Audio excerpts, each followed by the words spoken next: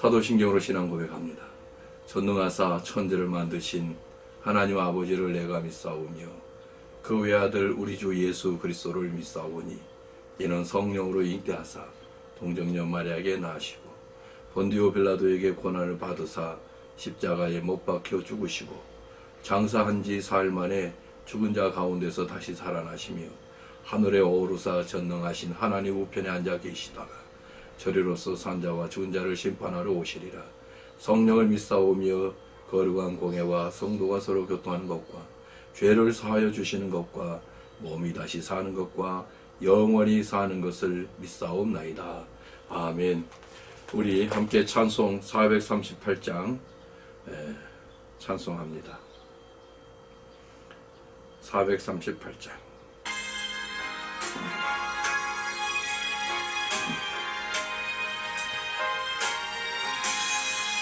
내 영혼이 은총입어 주한 죄짐 벗고 보니 슬픔 많은 이 세상도 천국으로 하도다. 할렐루야 찬양하세. 내 모든 죄 사함 받고 주 예수와 동행하리. 그 어디나 하늘 나라 주의 얼굴 뵙기 전에 멀리 배던 하늘 나라 내 마음속에 이루어지니 날로 날로 가깝도다. 할렐루야 찬양하세. 내 모든 죄 사함 받고 주 예수와 동행하니 그 어디나 하늘 나라.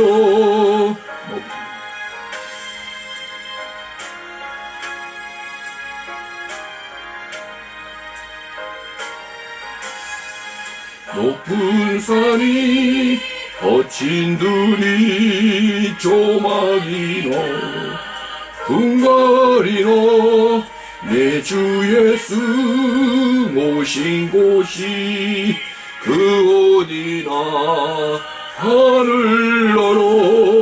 할렐루야 찬양하세. 내 모든 죄 사함 받고 주 예수와 동행하니 그 어디나 하늘 나라. 아멘. 자, 하나님의 말씀 보겠습니다. 하나님의 말씀은 열왕기상 19장 19절부터 21절입니다. 제가 읽겠습니다. 엘리야가 거기서 떠나가 사밧의 아들 엘리사를 만나니 그가 12겨리 소를 앞세우고 밭을 갈고 있었는데 자신은 12번째 겨리와 함께 있었다. 엘리야가 그 곁을 지나가며 그에게 자기 겉옷을 던지자 그가 소를 버리고 엘리야를 뒤따라 달려와서 말하기를 제 부모님께 먼저 작별의 입맞춤을 하고 나서 당신의 뒤를 따르겠습니다 하니 엘리야가 그에게 말하기를 돌아가라. 내가 네게 무엇을 하였느냐 하였다. 엘리사가 엘리야를 떠나 한 겨리의 소를 취하여 잡고 소의 기구로 고기를 삶아 백성에게 주니 그들이 먹었다. 그 후 그가 일어나 엘리야의 뒤를 따라가 섬겼다. 예수님 안에서 우리 모두 잘 계시죠? 예수님이 우리의 평안이시고 예수님이 우리의 승리이십니다. 예수님 아니면 우리 인생은 어둡지만 예수님 때문에 어두운 인생 같지만 우리는 밝고 환한 천국을 누리게 됩니다. 항상 예수 그리스도로 승리하시는 우리 모든 주의 백성들, 종들 되시기를 원합니다. 모든 인생은 누구나 예외 없이 어릴 때부터 자신의 앞날을 위해서 무엇인가를 선택해야 합니다. 아무리 뛰어난 프로 선수일지라도 축구와 야구를 동시에 할 수는 없지요. 결국 두 가지 다 잘할 수 없는 것이 바로 우리 인생입니다. 어떤 것을 결정해서 어느 한쪽을 선택한다라고 하는 것은 다른 것을 포기하거나 다른 것을 하지 않는다라는 뜻이기도 합니다.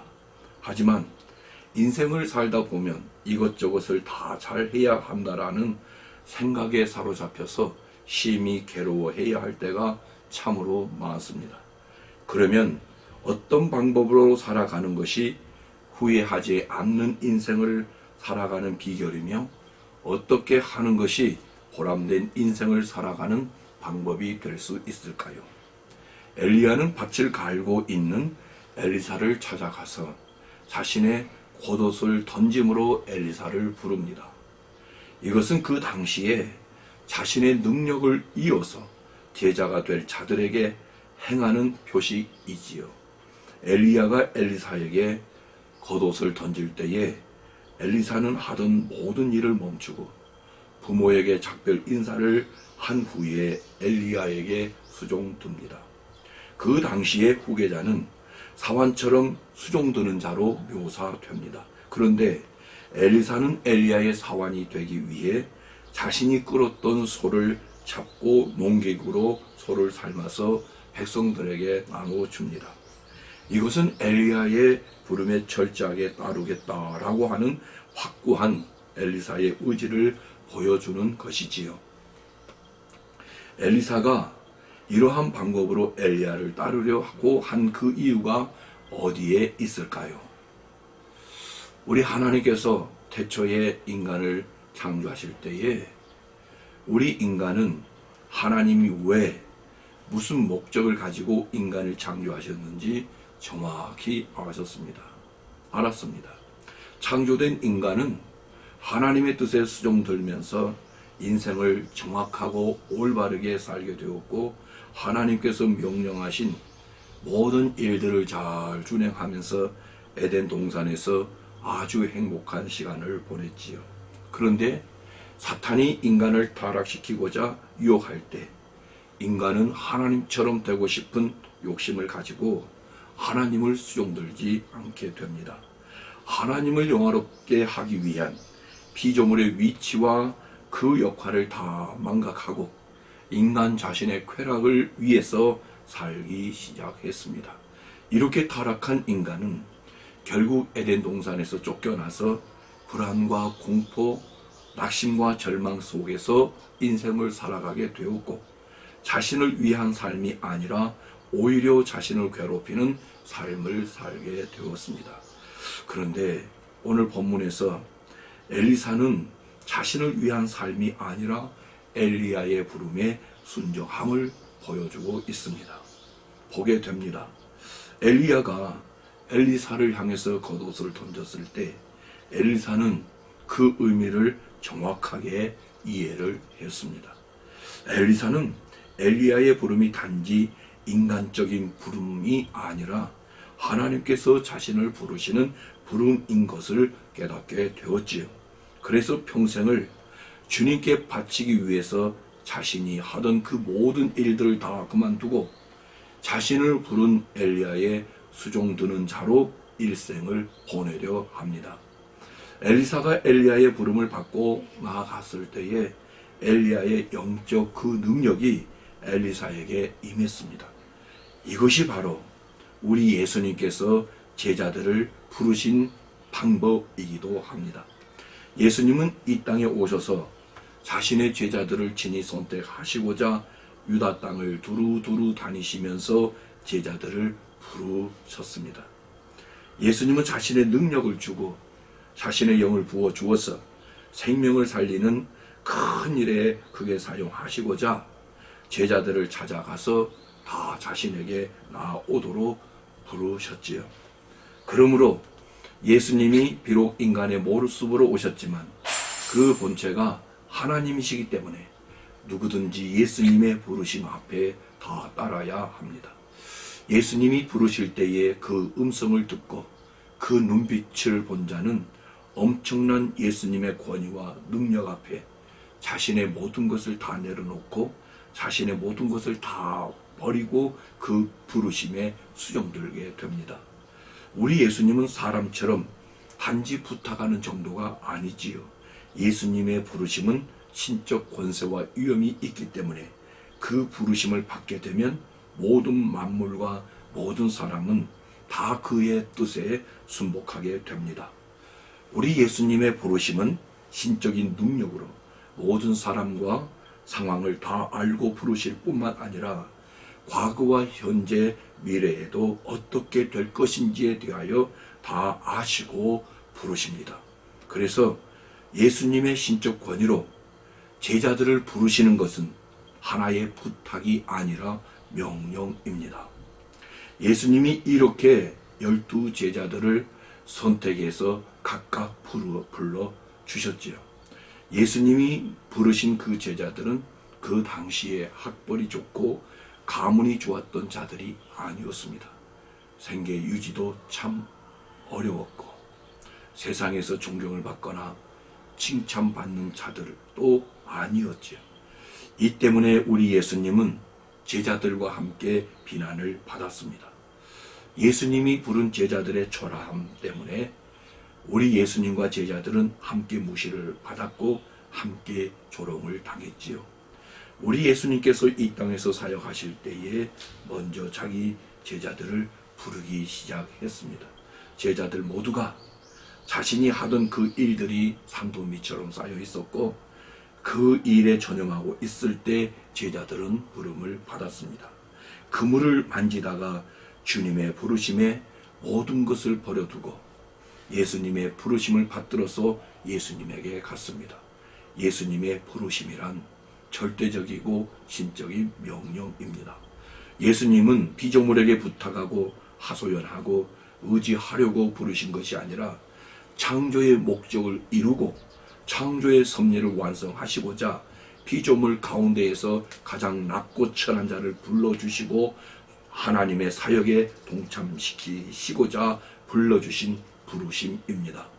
그래서 예수님의 부르심은 피조물이 선택할 수 있는 사항이 절대 아닙니다.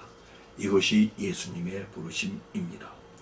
엘리야는 하나님께서 선택한 엘리사를 찾아가서 자신의 겉옷을 던짐으로 엘리사를 자신의 후계자와 제자로 불렀지요. 엘리사는 자신의 모든 것을 다 정리하고 엘리야를 수종 들면서 엘리야를 통해서 하나님을 깊이 경험하고 엘리야의 영성과 엘리야의 영감을 다 배웁니다. 그리고 하나님의 뜻에 완전히 순종하고 모든 인생, 전 인생을 하나님께 드립니다. 오늘 이 시대를 살아가는 사람들은 이것저것 모두 하고 싶은 마음을 가지고 하루하루 삶을 살아갑니다. 하지만 인생에서 제일 중요한 것은 견문질하지 말고 자기가 결정한 방향을 향해서 힘차게 달려가는 겁니다. 그럼에도 항상 허전하고 항상 공허한 인생을 살아가는 게 우리 인생입니다. 그러나 생명의 주인이신 예수님의 부르심을 받고 그분께 수종을 두는 인생을 살게 되면 예수님은 이러한 자들의 모든 인생을 다 책임져 주시고 현세와 내세에서 큰 은혜와 큰 능력으로 함께해 주십니다.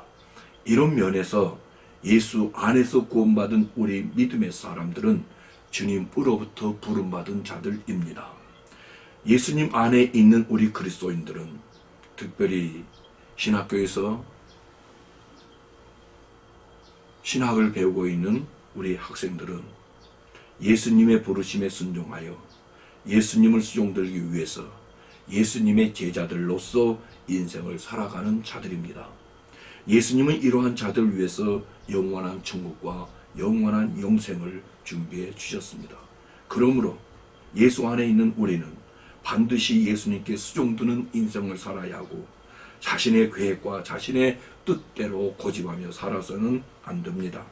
예수 안에 있는 우리 믿음의 사람들은 평생 예수님에게 수종들다가 모두가 다 천국에 들어가는 자들이지요.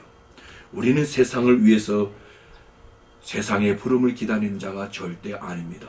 우리를 찾아오셔서 우리를 부르신 예수님을 위해서 살아가는 자들이 바로 예수님 안에 있는 우리들입니다.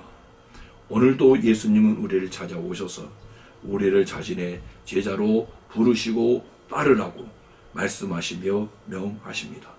그러므로 우리는 예수님의 부르심에 따라 예수님의 생각대로 움직이는 믿음의 사람들이 되어야 합니다. 예수님의 부르심에 수종들면 예수님은 이 세상에서 항상 함께 하시며 지켜 보호해 주시고 장차 영원한 천국으로 인도하여 주십니다. 이를 위해서 우리는 예수님의 뜻을 알고 예수님의 부르심에 수종들기 위해서 예수님의 뜻을 알리는 성경을 깊이 읽어야 합니다. 성경을 통해서 섬세하게 자신의 뜻을 알려주시는 예수님을 따라갈 때에 우리의 모든 길은 평탄해지며 우리의 걸어가는 그 길 자체가 복된 길이 됩니다.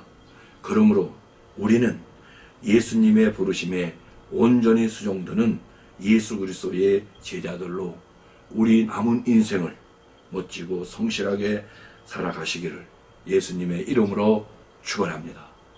우리 주님 가르쳐주신 기도로 예배를 마치겠습니다. 하늘에 계신 우리 아버지여, 이름이 거룩히 여김을 받으시오며 나라에 임하오시며 뜻이 하늘에서 이루어진 것 같이 땅에서도 이루어지이다. 오늘날 우리에게 일용할 양식을 주옵시고 우리가 우리에게 죄 지은 자를 사하여 준 것 같이 우리 죄를 사하여 주옵시고 우리를 시험에 들게 하지 마옵시고 다만 악에서 구하옵소서. 대개 나라와 권세와 영광이 아버지께 영원히 있사옵나이다. 아멘.